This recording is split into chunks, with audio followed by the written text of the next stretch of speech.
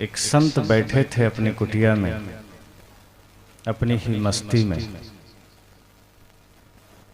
जिज्ञासु आया और उन्होंने सवाल किया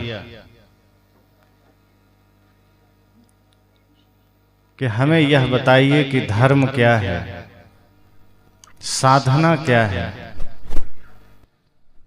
जीवन जीने का मार्ग क्या है। संत ने कहा, तुम ये सब जानना क्यों चाहते हो? शिष्य ने कहा कि मुझे मुक्त होना है, मुझे बंधनों से मुक्त होना है।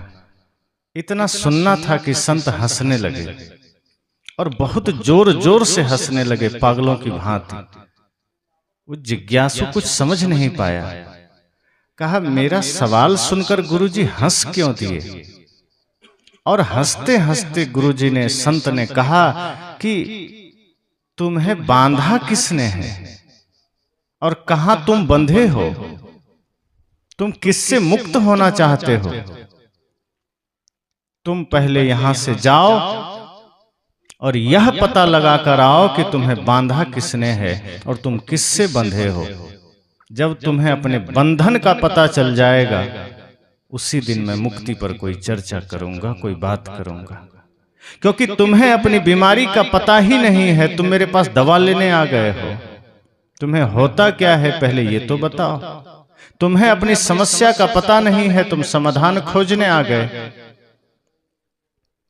शिष्य भी सोचा कि कैसा गुरु है, बिना उत्तर दिए हंसते हुए मुझे भेज रहा है। और संत हंसे जा रहे हैं, हंसते हंसते कह रहे हैं कि तुम यहां से निकलो और जाकर पहले अपने बंधन का पता लगाओ, पहले अपने प्रश्न का पता लगाओ, पहले अपनी समस्या का पता लगाओ, और शायद उसके बाद जब तुम मेरे पास आओगे तो मैं कोई उत्तर दे पाऊंगा। शिष्य चला गया।